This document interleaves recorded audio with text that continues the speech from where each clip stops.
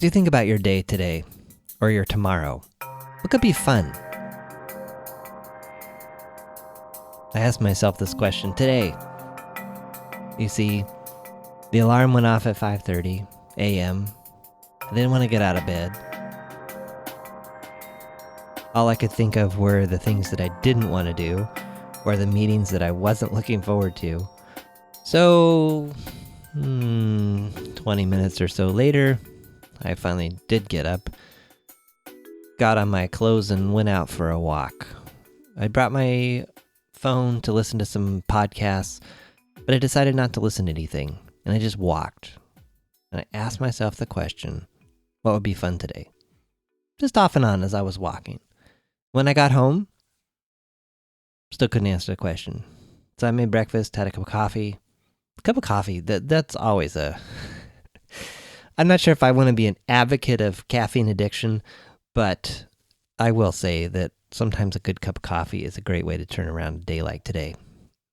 So I had breakfast, made that cup of coffee, and I sat in my rocking chair in my office.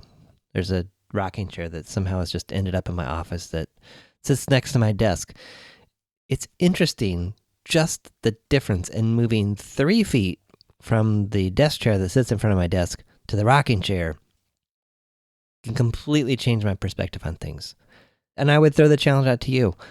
If you're stuck on something or not getting something done, sometimes just a new perspective, even if it's 3 feet away from where you're currently sitting, can help shift things. So I sat in that rocking chair with my cup of coffee and just sat there. Said, what could be fun today? And often in this state, the natural reaction is, well, nothing.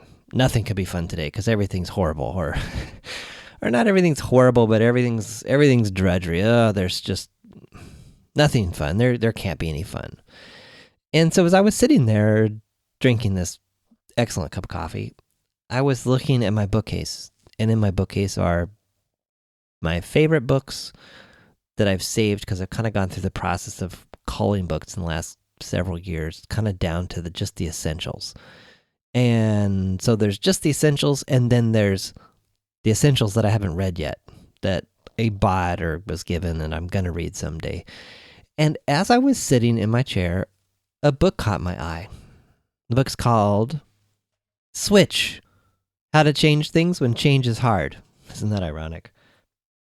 So one of the things hanging over my head is a change process that I'm working to implement in one of my product releases. And it's more of a subtle change process and trying to really codify exactly how our release processes work so that the process can be followed by anyone. And the challenge in this is that I think some people think that, I want to document every single possible thing that can happen during a release, which I don't. I don't think that's possible. But what I am trying to do is capture the guidelines, the major guiding principles that when we have a decision to make or we miss a deadline, what's our philosophy? What's our approach? Because deciding from scratch each time doesn't scale. Nor does it scale to just give one team the authority to just decide for everyone, because it ends up feeling arbitrary to the rest of the team members. So anyway, that's what I've been driving to. So anyway, as I sat in this chair and thought, well, what could be fun today? I thought, I could read that book. I could take, 15, 20 minutes after my meetings are over today, and I could clear my desk, and I could sit, and I could read this book. And what's funny is suddenly I felt a little bit better. I think this is a very powerful question. What could be fun today? Maybe the whole day can't be fun, but is there one fun thing, however small or big you can think of, that you might look forward to today? That maybe you might not look forward to doing it, but after you do it, you'll feel better. So it could be exercise. Maybe exercise isn't fun. Maybe exercise is fun to you.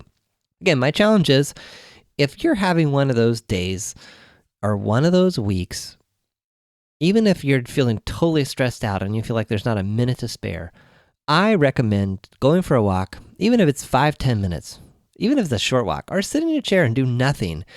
But really ask yourself the question, what could be fun? And don't fall into the trap of distracting yourself by checking email one more time, thinking that something fun might have just showed up in your email. The chances of that are probably less than getting struck by lightning. Or reading social media or surfing the web. Those activities are usually distractions. And in doing those activities, you're probably not going to find the answer to what would be fun today.